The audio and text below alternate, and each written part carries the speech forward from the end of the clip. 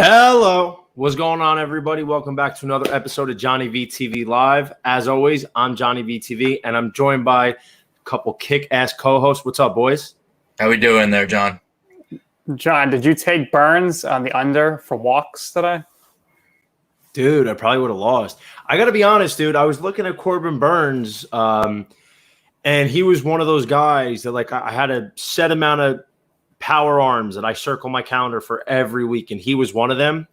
And I looked hard at it with the matchup. He was phenomenal, by the way. Jack Flaherty, 6 shutout innings, also phenomenal, great pitcher. And I was like, you know what? First start off the DL, I don't really – I have to see it first. He had a little shaky first inning. You know, it looked like it could have been a long game for him, but he worked out of trouble, only allowed the 1 run. And, dude, he settled in, man, locked in, 9 Ks through 5 innings.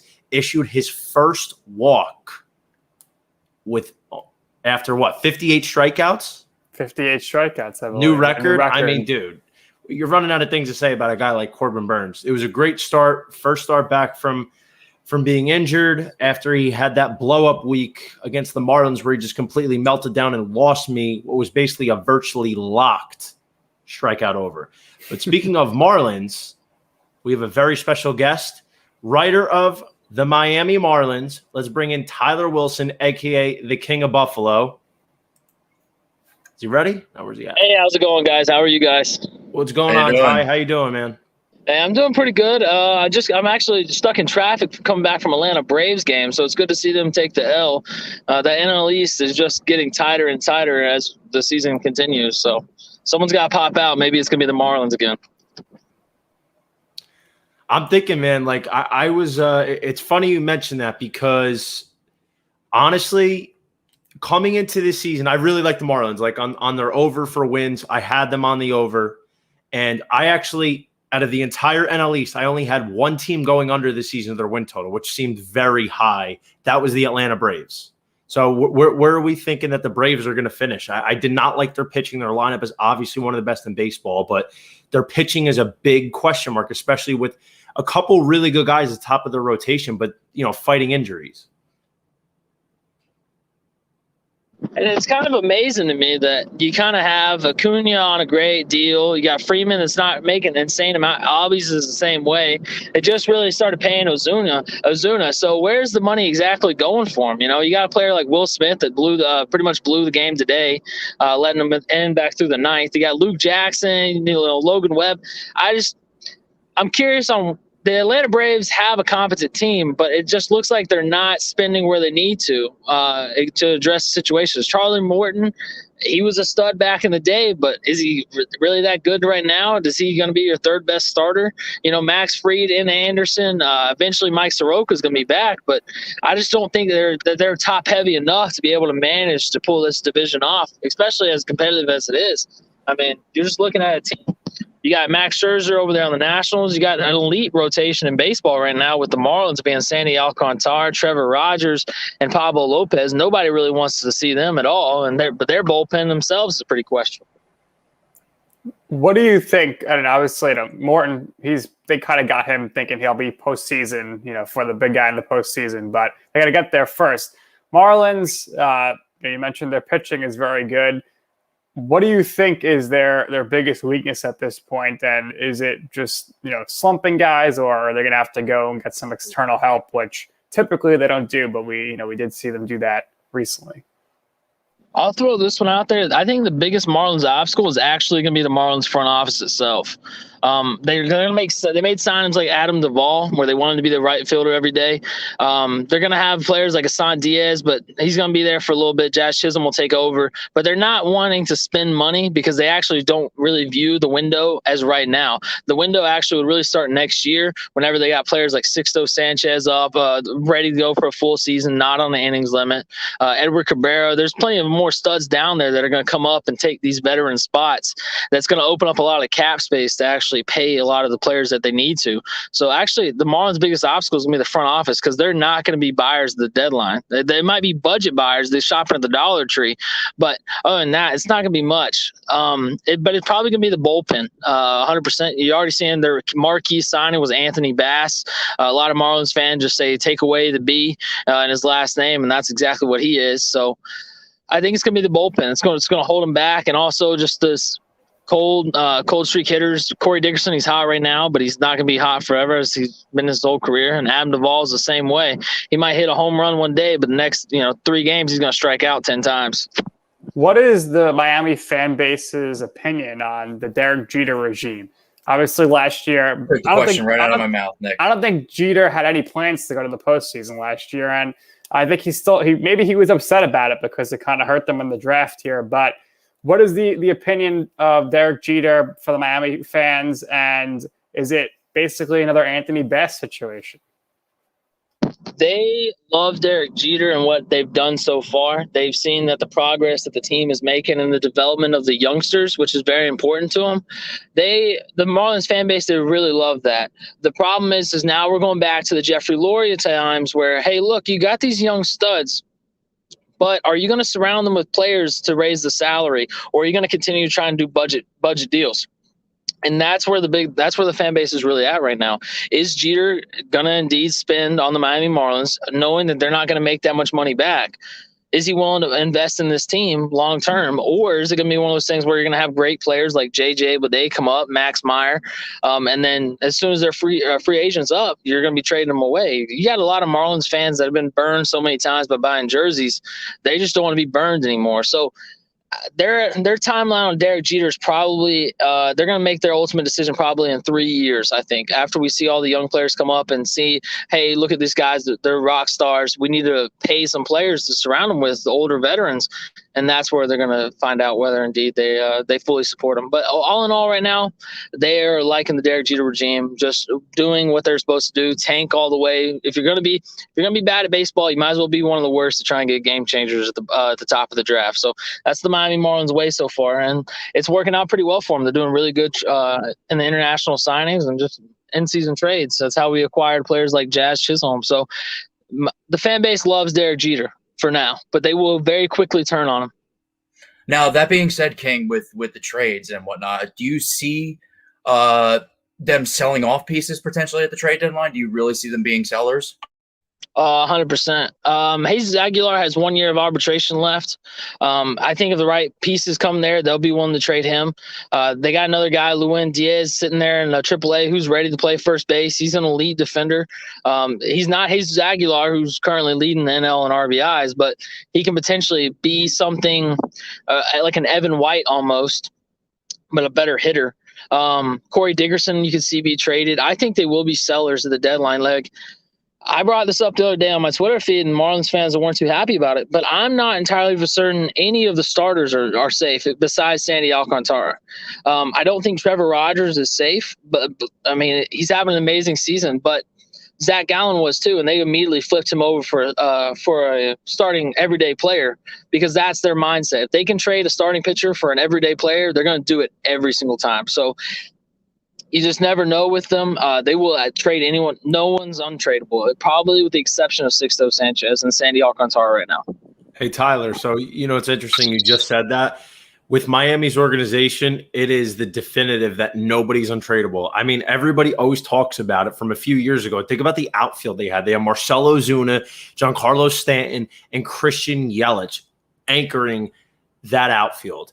MVPs, I mean, MVPs grow on trees in Miami if you're a position player. And, they just shipped them off for, they got whatever they got for them. And everybody's really upset. And honestly, people thought Jeter was kind of just tanking and wanted to completely rebuild it, which he obviously has. And I got to be honest, I was really questioning what he was doing. But the product he's putting out there so far, I mean, the Marlins are 16-20 heading into today. They're 4.5 games back in the NL East. Nobody expected them to be a playoff team this year, but I think them surprising people, them surprising fans, and just the common person who knows about baseball, I think 75 to 80 wins this season is a big surprise for them. Obviously, last season was the abbreviated sprint for 60 games. So as long as you got out to a good start and you didn't completely tank, there's a good shot that you're getting into the playoffs. But they have a lot of young stars. I love watching Jazz Chisholm. Starling Marte's good. Corey Dickerson, pretty solid. Brian Anderson over there at third base. And, of course, obviously, their starting rotation is a lot of fun to watch. So I like to echo that point that nobody is untradeable. Sandy Alcantara, he's just been lights out, and man, he's a joy to watch as well. I think Sandy Alcantara, in the beginning, a lot of Marlins fans, including myself, I thought the ace of the Marlins rotation was going to be Sixto Sanchez real quick. Sandy Alcantara is really showing that he's actually the ace of this rotation, and he might be one of the top 10 pitchers in baseball very shortly. He's only getting better. You see it in his drive every time you talk to him. He's a very positive, a very energetic guy, but he's very competitive, and he wants to win he wants to win no matter what. And so ultimately, do I think he will actually be one of the guys to leave, to join like the Yankees, etc.? Yeah, I think it's going to be him, because I think that the Marlins cannot pay what he's going to be commanding here in about 4 years. But other than that, I think he's legitimately, him and Sixto are the only untradeable assets. And so I even think Brian Anderson, as he is defender, he's very inconsistent. And believe it or not, the Marlins have no depth at third base. So I could see that being a position that they want to target as well. I think they're going to be selling off these veteran pieces because they have a gluttonous of outfield. They got so many players out there, they got to start giving them at bats. You brought up the MVP trades that we traded out. The Yelich trades looks like it's going to be a complete bust. Brinson's not very good. Jordan Yamamoto, he's already gone. Monte Harrison, he's got some legitimate swing and miss issues. He's a 5-tool player, but it doesn't always show up on the field. And Hassan Diaz is pretty much the same way. So that one's a wash. On Carlos Stanton, we got a guy, Jose Devers. You can just hope the best for him. He's a contact guy, maybe 300, maybe 2 home runs a year. Jorge Guzman, hey, I throw 100 miles an hour, but I can't control it.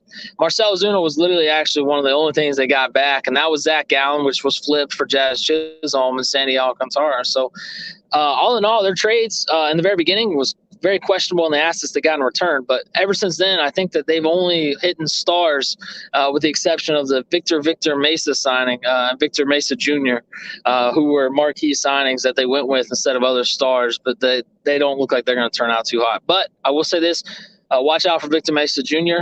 He's an absolute stud. I had the opportunity and best, and he looks up to his brother and wants to see him. He's got the little brother syndrome where he just wants to conquer the world.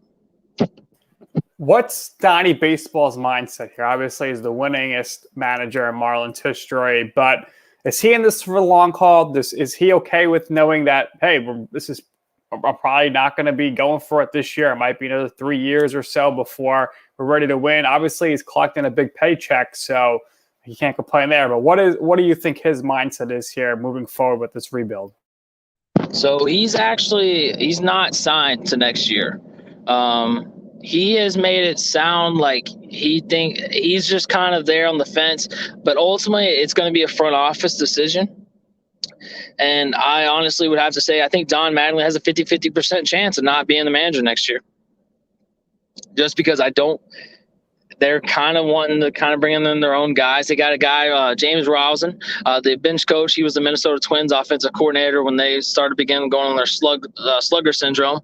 I'm not convinced Don Mattingly is going to be there, but he's a very excellent manager of the players. The players all respect him, and they love Don Mattingly. But it's not so that the front office has or is going to sign him to a long term, or else they would have already done it.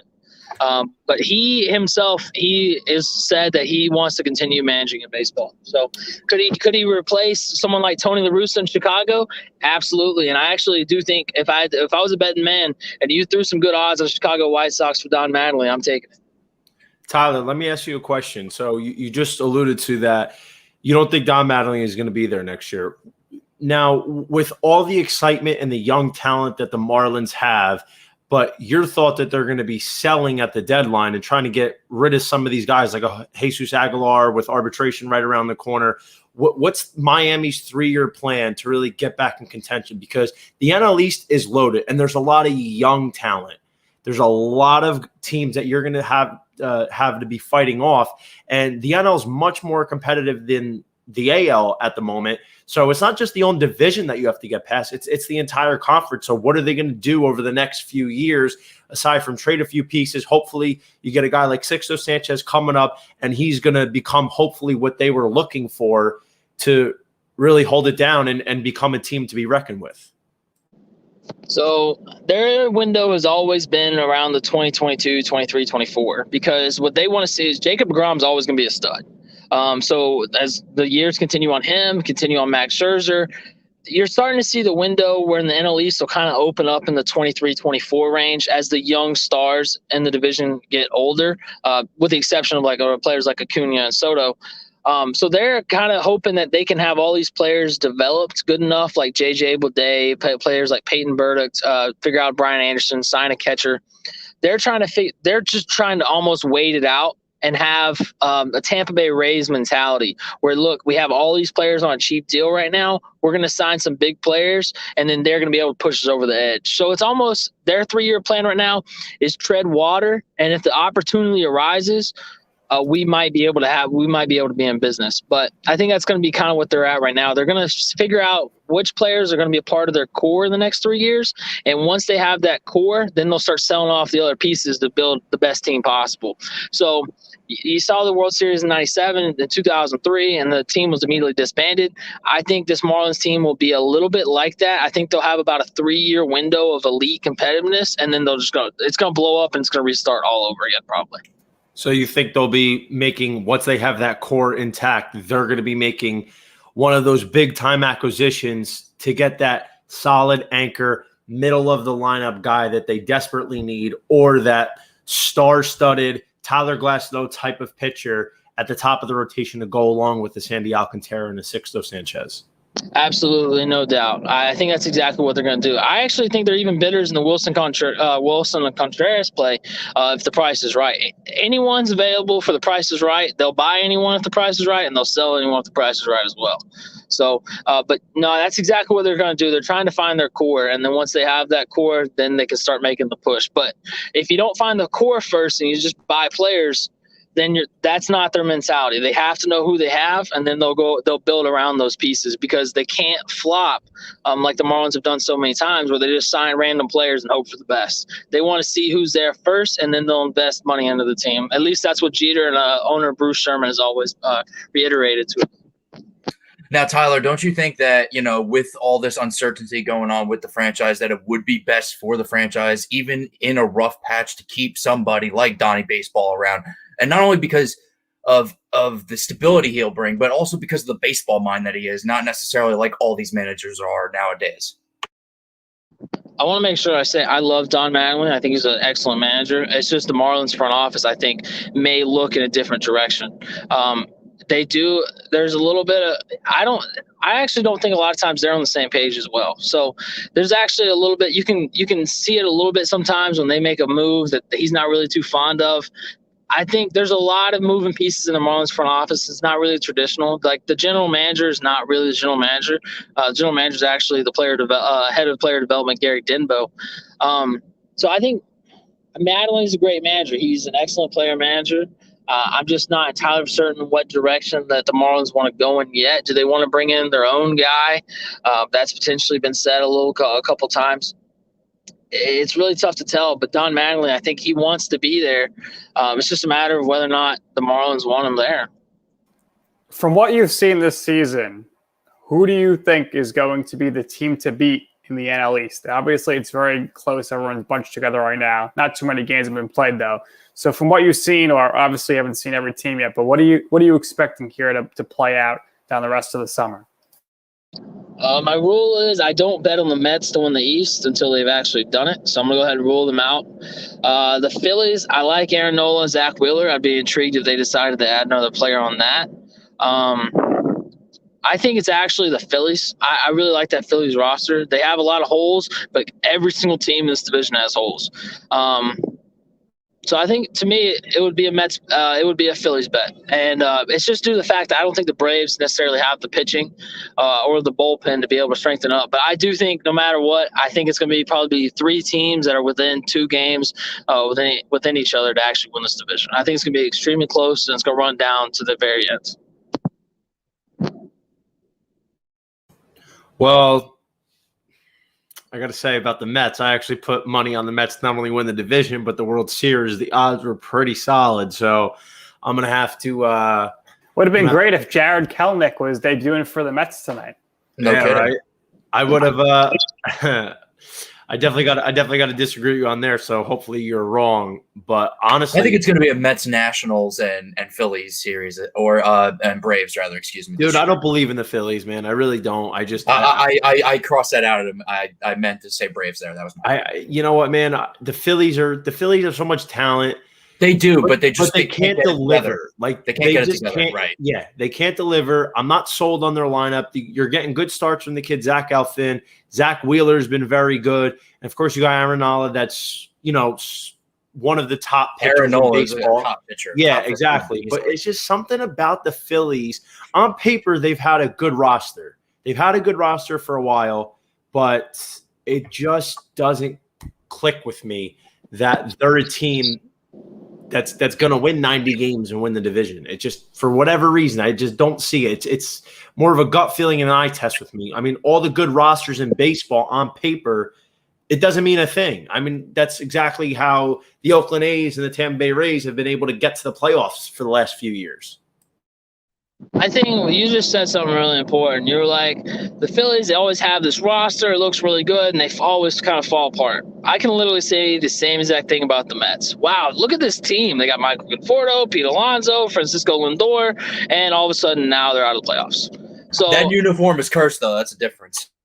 Yeah, dude, they're wearing black uniforms now. Everything's changed. And we got a new owner. That's the big thing, dude. Everything was cursed under the Wilpons. The Steve Cohen is a new owner, and he seems more engaged, more energetic. He's bringing life to the party, and he's changing the culture, man. And listen, you know what? At the end of the season, when the Mets have won 95 games and they're NL East champions, and they're going to win the World Series, I'm hitting you up, and we're getting you back on here. 100%. I'd be happy to join if that indeed happens. I just think you got to look at, like, what happens if DeGrom goes down on that rotation? Like, I'm not entirely what his injury. I didn't hear what his injury was. Has it been released yet? What the MRI results was? It's lower back tightness, right side. He is on the IL. He did take a trip to the undesired IL, but that was more of a precautionary thing. Exactly. So that his mechanics doesn't get messed up over this. Exactly. So pretty much it's going to be the Taiwan Walker Marcus Stroman show. I'm going to pass on that one. Yeah. Well, hey, listen. Stroman's been good, though, to be fair. He has. Listen, I told Nick. Stroman and DeGrom are in the top 10 of ERA. Nick, what did I tell you? The Mets just got to tread water until Carrasco and Syndergaard come back, and Lugo and J.D. Davis and Brandon Nimmo. Right now they're treading water in first place, so you were right on that. It's all I said they had to do until those boys come back. Give it like another month. As long as they're right around 500 come middle end of June, once they got their guys back, everything's back to normal where it needs to be. Beautiful, nice and easy. Look out. Tyler, who do you think are the top 5 players in the NL East, and how long would you have to go down that list before you hit a Marlin? It's a really hard question. I'm going to go with Jacob deGrom, number 1. I'll go with Acuna, number 2. I'll go Juan Soto, 3. Man, this is tough. 4, I'll go Bryce Harper. Probably 5, JT Realmuto. Sandy Alcantara would be the first the MVP guy. doesn't make the list. No Freddie Freeman? I'll go Freddie Freeman, 6. Yeah, what? I'd have Freddie Freeman way over Bryce Harper. Yo, give that man some respect down there in Atlanta. Hey, it's easier to find a first baseman than it is a catcher. Let's say that. Very true. Well, that's true. I'll give you that one. But the first baseman is not easy to come by either these days.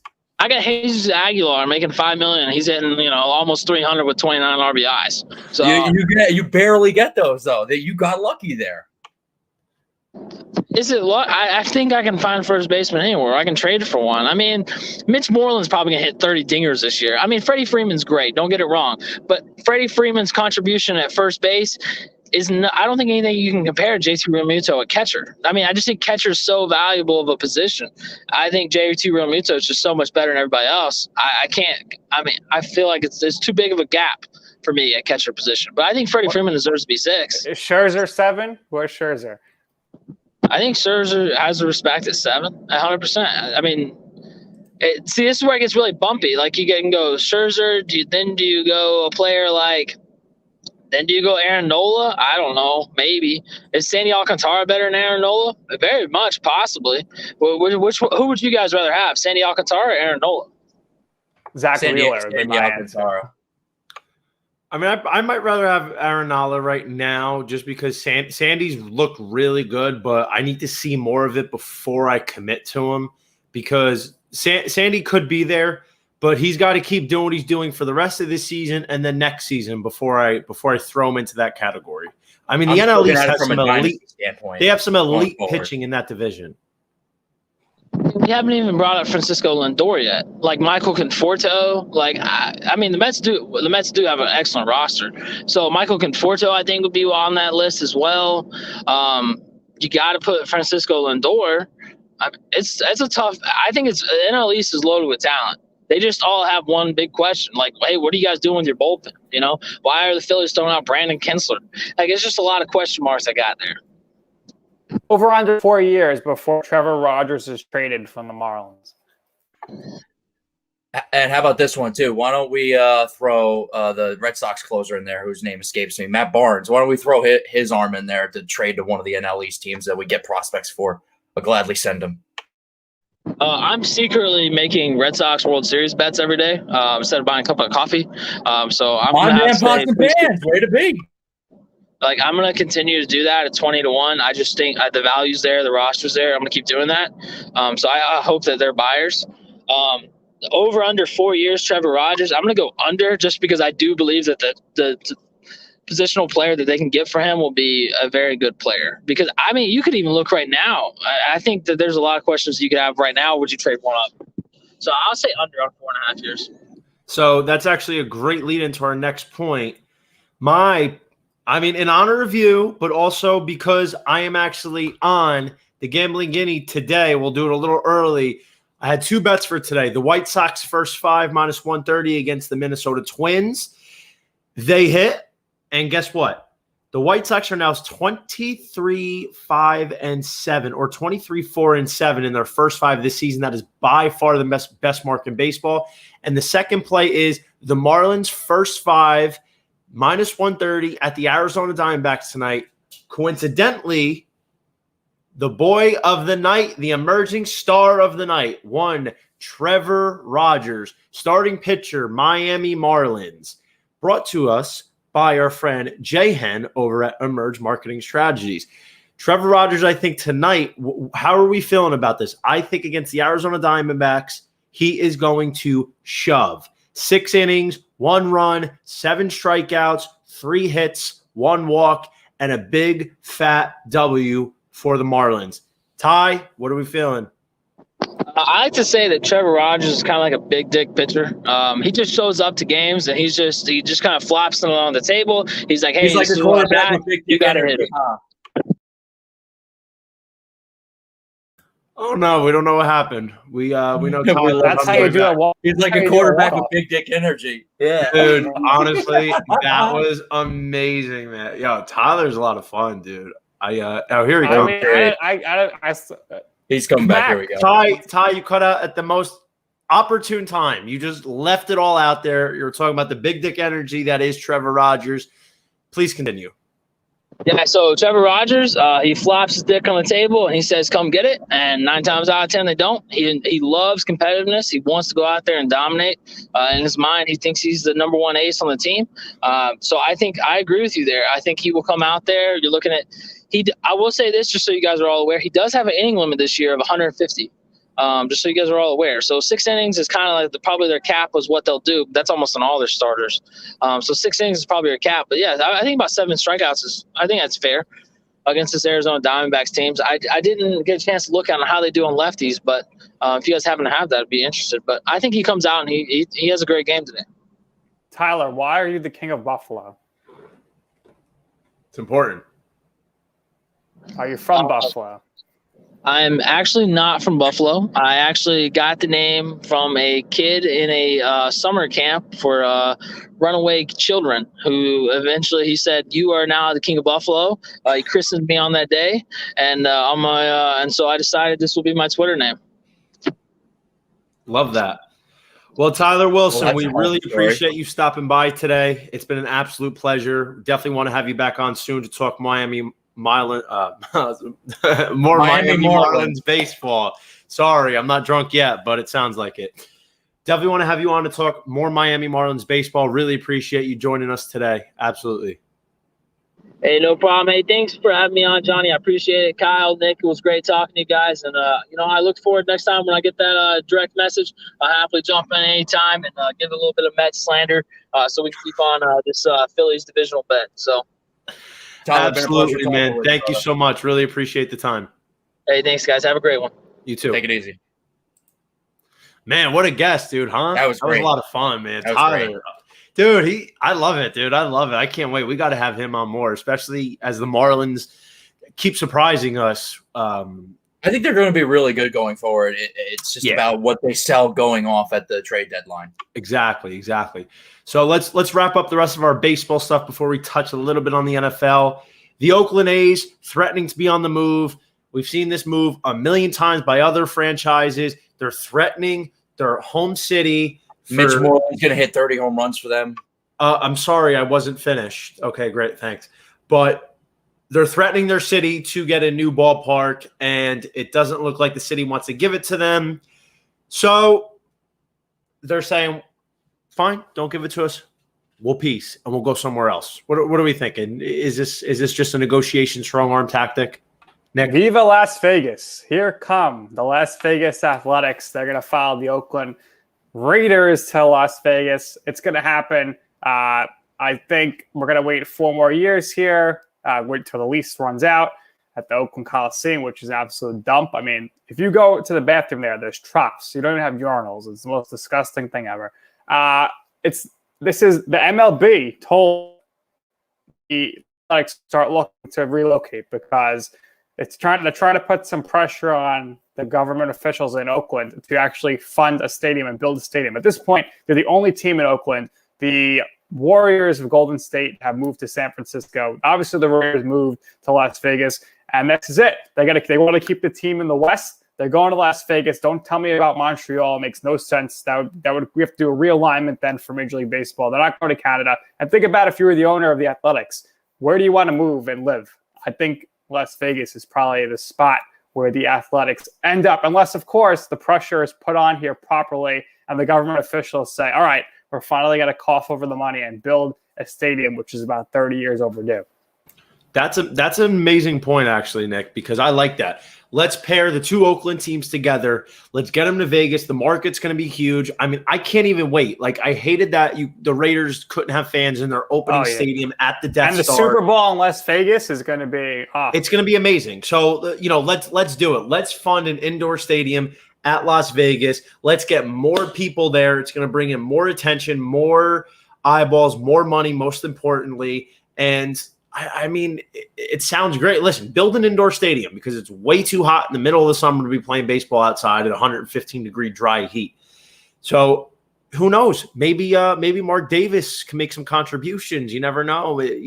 Partner up with the owner of the A's. Well, the thing is, it's good. It was so easy to build a stadium in Las Vegas because one, the sponsorship name would be huge money, but 2, you're going to the Raiders are going to sell out every game and not because of fans. So the A's do the same thing because the casinos would give away tickets as an incentive to come gamble. So I'm sure each casino would buy thousands of tickets, right? And then if you come to play, instead of offering a free room, they'll say, hey, come and we'll give you free tickets to the Raiders game or free tickets to the A's game. So I think if they move, it's going to be to Las Vegas. Maybe there's an outside chance they stay in the Northwest. They go to Portland or something like that. Somewhere to Oregon, but if they're going to move, I think it's going to be Vegas or nothing. But hopefully for Oakland's, for their fans, they finally get that new stadium. See, I'm going to throw you one a little different here, Nick. I could see Portland, although I don't think that would be the move for them. If anything, I think it would be a Midwest move because I think Midwest baseball is really big out there and whatnot. So while Nevada would be probably the number 1, I would probably maybe throw in an Oklahoma City. Maybe look into that. Dude, who the hell would want to move there? It was a wonder why the Sonics even left to go to Oklahoma City. Unless you're getting to build a stadium for $5 $5. Oh, maybe they'll just use the College World Series stadium in Omaha. I mean, go for it. Dude, who the hell would want to go to Oklahoma? Like, could you? I mean, listen, I'm sure the tax break is much better, so it's great for the players and the owners and that thing. But in terms of getting fans, you're going from the Bay Area to Oklahoma City. I can't even believe that the Thunder are Oklahoma City. Like, the Sonics moved the team there. I don't know, dude. Like, if you're going Midwest, Oklahoma City, just that ain't it, Chief. It ain't it. I just, let's call it what it is. Oklahoma City would be the stupidest thing I've ever heard in my entire life, and I've heard a lot of dumb things before. The only other location I've been hearing is Vancouver, but again, like that's in the West, but that's a big, going to another country is terrible. Yeah. Anybody who's suggesting they go play in Mexico, you're out of your mind. They got a better chance of coming to play in New Jersey than they do in Mexico. New Jersey. All right, let's move on here. We touched on it earlier. Unfortunate, we're all worried this might happen, but luckily it's just a precaution. Jacob deGrom, short IL stint with that lower back right side tightness. We don't want to mess up his delivery. He actually looked decent against Arizona his last time out. The start that he was pulled from early, which I can't believe people actually took his over at 9.5 strikeouts. I thought that was dumb. I didn't think he was going to go more than 6 innings at most. Coming off a missed start, of course, you got to go. His pitch count actually was looking pretty solid. He ended up with like 5 Ks. I mean, pulling him helped get the under. He had a great night. Yeah. Like, listen, 6 strikeouts and 1 hit. Yeah, exactly, dude. He was looking good. I think he left the 5th inning. He got out of the 5th inning. There was a little bit of trouble on the bases, but he worked around it as he does because he's the best pitcher in baseball. But how concerned are we that he is going to miss at least 1 start or 2 starts? Let's hear from the Met hater, Kyle, first. Before Kyle. Easy does it with that Met hater stuff. If anything, I sympathize and empathize with the Mets. I hate the Yankees. Get it right, sir. That being said, Jacob deGrom, fielding a ground ball, which they clearly don't want him to do anymore, as Luis Rojas has been known to comment on. It's bad. As far as I'm concerned, it's bad for baseball because we got a Bob Gibson, Sandy Koufax, stuff. I mean, Sandy Koufax is on a whole nother, but you got to get my point. We're watching the best pitcher of our generation, and now he's going to miss a couple starts. Hopefully it's not more than just like a back strain, and he's out for quite a significant amount of time. But obviously time will tell, and, hopefully he doesn't miss us too much. I mean, the one thing I have concerned is, listen, he's not an old guy by any chance. And even for young guys, this is not an injury you want. Having any type of back injury as an athlete, forget as a person to do your day-to-day life, but then factoring the fact you're an athlete and then factoring in the fact that you're the best at your position, that's the only thing that worries me. I mean, listen, we don't know how serious it is. I mean, they said this was a precaution. We've seen teams and doctors lie before, so it wouldn't be the most surprising thing in the world. So, of course, I want to keep my eye on that. But I have a half is glass full mentality, or glass is half full mentality. Listen, I think he'll be fine. He'll come off in a couple weeks, and they'll just shove again. I think theoretically, though, it'd probably be better for us at least the first few starts when he comes back. Limit him to no more than 6 innings. You want to keep that pitch count down. I mean, you should be doing that anyway because you're going to want him later in the season, obviously, for a team with grand aspirations. So I really wouldn't cap him more than 6 innings, to be honest. But you know what? Like, I have optimism. I think deGrom will be ready to roll his next start. He's coming off the injury list right away. 10 days makes sense because you got to remember the Mets. They were off on this Monday. They were off today on Thursday. So that's 2 days already. So, he's not really missing too many starts here because the way the rotation was playing out. So he's missed that 1 start. He'll be back next week. He'll be ready to go. You got to take the under on strikeouts for sure right away, unless it's like a low. Unless they're giving you like a 7.5, you take the over there. I hope they give us 9.5. I'm going to hammer that with the biggest hammer and nail you can find. Only thing that worries me is that when Jake was making his pitch, as he's warming up for the 6th inning, the way he reached to his back, like you could tell, like something wasn't right there. Well, he wasn't right coming into the game though, so he wasn't coming off a missed in. start. He missed the start. Exactly. He came in, so maybe you could argue he should have been in the IL originally. Do you think this could possibly linger even throughout the season? Back injuries are tricky, man. That was my concern. They're tricky. So it's definitely going to be monitored. I wouldn't want him going out there his first start, even if his pitch count's low. I wouldn't want him going out there throwing 7, 8 innings. I probably would cap it at 6. I know you don't want to trust the Mets bullpen. I don't either, but I'd rather. You need DeGrom's bat in the lineup, though. So I don't know. Maybe they're going to make him just stand there like Taijuan Walker did. I don't know what was going on with that yesterday. He just stood there. Didn't swing. That's why I hated the Titans' first-round pick, because backs are tricky. Backs are tricky injuries, man. They really. I know a whole nother sport, Nick, but my point is backs are. I was like, where are you going with this Titans pick? Well, backs are problems with injuries, man. Well, it's actually a good point that you're talking about football, because that wraps up us. Look at the excellent segue there, sir. That was a good segue. Very good. Very well done. NFL draft schedule that was released last night. How excited are we, guys? Huh? I mean, I don't really care. Like, listen, I stopped caring about the schedule release because I already knew I could find it the next day. But I'm excited to see what games are going to happen. So tell me, which games are you circling on your calendar?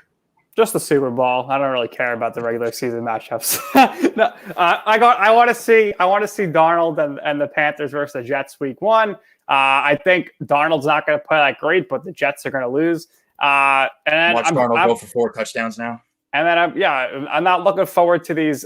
I'm definitely not circling the London games. I can't stand them. Hate waking up early, but the Jets, they kind of lucked out in that sense from looking at them, because they are playing the extra home game with the way the schedule breaks this year, and their road game is in London. So it's a neutral site game. So that's really big for the Jets. And that's going to be a big issue, I'm sure, about competitive balance moving forward here for years to come.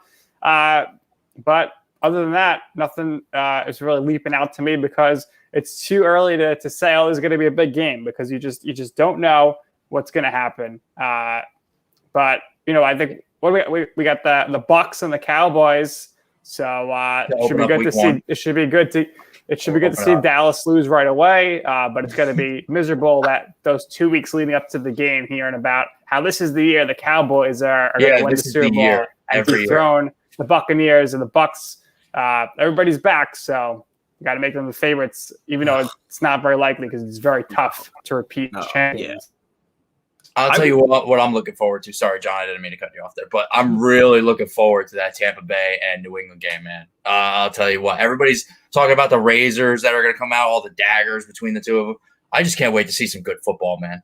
That's what I can't wait to see. Good football between those two teams. Listen, bro. I mean, people are circling that game just because Brady and now I guess Gronk returns to New England. Like, it's a cool storyline, but in terms of the matchup, like I couldn't care less. Like, it's just like another game.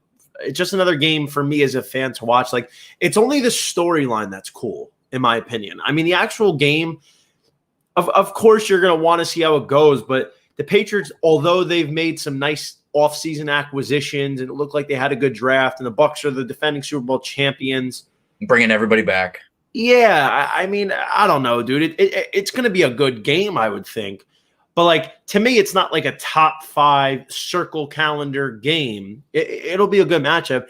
The game that I'm looking for, starting it off early, I like the Browns-Chiefs, and I'll tell you why. Because last year's playoff game between them, that was brutal. The Browns got absolutely hosed on the worst rule in football with – I forget who it was, extending the ball across the pylon, and he fumbles it out of bounds at like the 4-yard line, 3-yard line, wherever he took off from.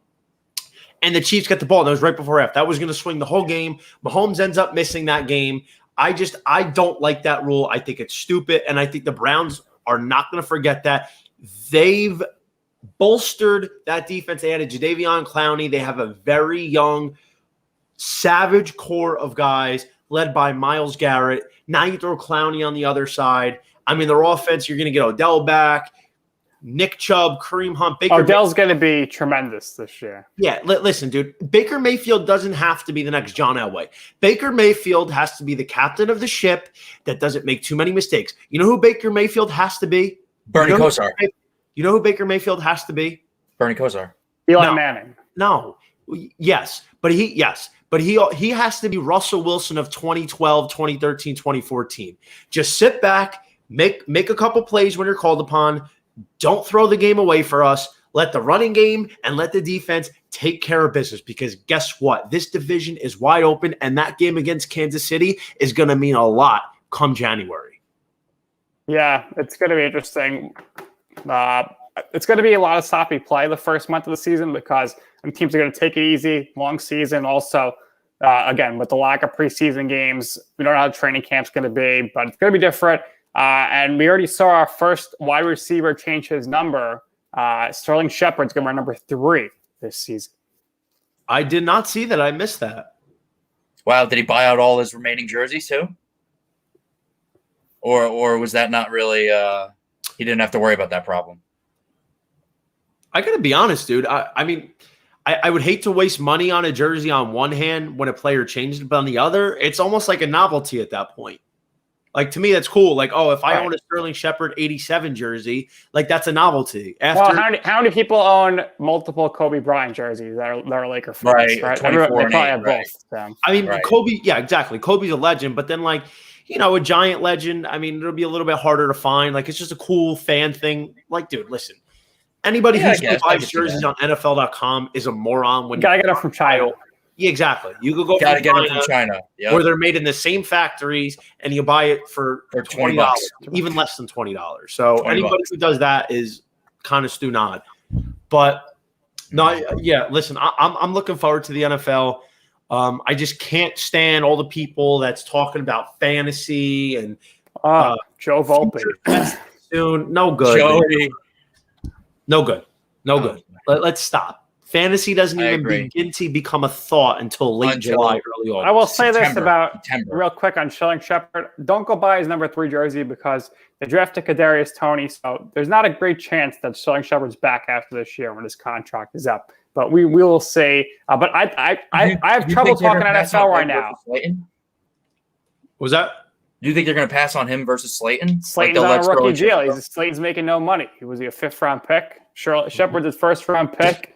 And they got to pay him. Oklahoma, yep. Okay, but fair enough. It's too early for me to really get excited about football. Exactly. I'm like locked in on baseball right now. Yep, 100%.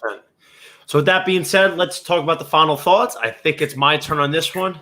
Nicholas, final thoughts. The New York Mets are back. Winners of 7 straight. 18-13 this season, sitting atop the NL East division. Tyler Wilson, guess what, buddy? The Mets are it right now. Luis Rojas, everybody was calling for his head, rightfully so. But you know what? Let's give the guy credit when we were giving him blame. He's turned it around. He's found a winning formula. He was playing around with the lineup. Looks like he's got a lineup that he feels comfortable with that is delivering. Frankie Lindor starting to maybe turn a corner. We haven't seen anything close to what he's capable of. But you know what, man? Look at this team. In a loaded division, they're 18-13. They're sitting atop the NL East with, in my opinion, not even close to playing 100%. In my opinion, I don't think they've played better than maybe 75% of their full capabilities thus far. I don't. And you know what? I'm happy. Well, how about the big boys getting it done this month? Alonso, he's batting 279. Conforto's batting 280. They're leading the way along with Kevin Pillar. Who would have saw that coming? But I mentioned Nimmo's coming back, JD Davis. It's good stuff, but it's going to be really tough tomorrow night, John. You know who they're going up against when they play the Rays? My boy, I was thinking about going to the game, actually. Tyler Glass. I think you should go. David Peterson going against Glass now. I don't like the matchup for the Mets. I think the win streak ends on Friday night. I could see that. I love TG. I'm thinking about going to the game. I went to the Yankees-Rays game Tuesday. A lot of fun. Trop, cool stadium. It's cool atmosphere. You know You gotta what? go see the Mets. You gotta get there all weekend. Friday, Saturday, and Sunday. I was thinking about it, bro. Honestly, when the New York teams come to town, it's a little bit more expensive, but a lot of Mets fans and Yankee fans in Tampa. yeah. How do you feel, Johnny, about the catwalk in that building when if you hit the ball off it? Dude, let me tell you something. I looked up, like when I was sitting in my seat, I looked up and I saw all the lights. I'm like, no wonder why some of these guys have trouble finding the ball. It's tough. It is not easy. And I'm sitting there in the stand, not even on the field, trying to catch it. But my point is the ball can go off the catwalk too, and that's still playable. Yeah, in theory, right. It's very bizarre. But listen, bro, I think Tyler Glasnow, I think he's a savage, bro. He's one of my favorite pitchers. I'll probably hammer his over on strikeouts tomorrow. The one bugaboo is the Mets don't really strike out a lot. They're one of the bottom teams in strikeouts per game as a team, but that's also because they've played 6-7 less games than most of the other teams. Gotta take the first inning. You're gonna take the first inning under. I mean, it's tough. Peterson has been very rocky. I might, dude. I actually might. They're going to have a tough sledding tomorrow, but you know what, man? The one thing about Tyler Glasnow, as great of a pitcher as he is, sometimes he gets himself in a little bit of trouble. Sometimes when he's not hitting his spots, he starts walking some guys. He has these moments where he just kind of falters and he doesn't secure the 3 outs in the inning. He lets innings linger a little bit. He's a young pitcher, but obviously he's one of the best in the game, and he's going to continue to get better. So the Mets and their stud lineup are going to have to take advantage of some of the mistakes he makes, but no question he's going to be an absolute tough test, and hopefully they can pull it out. The other thing with the Mets, obviously they'll be using the DH, so I'm guessing Alon's going to DH. Smith will be at first. Nimmo's on the IL still. Amora's on the IL, so I guess we're going to see the debut of Khalil Lee, who they traded for, and he got called up, so we'll see. I don't know about that. That might be a little crazy, but we're looking forward to the series. And the Mets, like you mentioned, they just got to keep rolling here until the big guns come back. Man, if they're ahead of schedule before their entire roster fills out and comes back from injury, that's gravy. It really is. But anyway, that wraps our show up today. As always, you can follow us on Twitter. I'm at _JohnnyVTV. I am at Nick_Durst. And Tyler is at King of Buffalo, which is a great nickname, by the way. That's a great nickname. On Instagram, Twitterless Kyle. There we go. On Instagram, I'm at the Gambling Guinea. I'm at Nick's Food and Stuff. And I'm at the Kyle Donnelly. The Kyle Donnelly, just like the Ohio State University. The U. We're moving back to Tuesday night next week at 6 p.m. Eastern time. Don't miss it. You could catch us at my Twitter account, like I just said, at _JohnnyVTV, and my YouTube channel, JohnnyVTV. We look forward to seeing you then. We're going to talk more NFL, more baseball, and as always, more betting. Boys, it's been an absolute pleasure. Thank you, everybody. See you next week.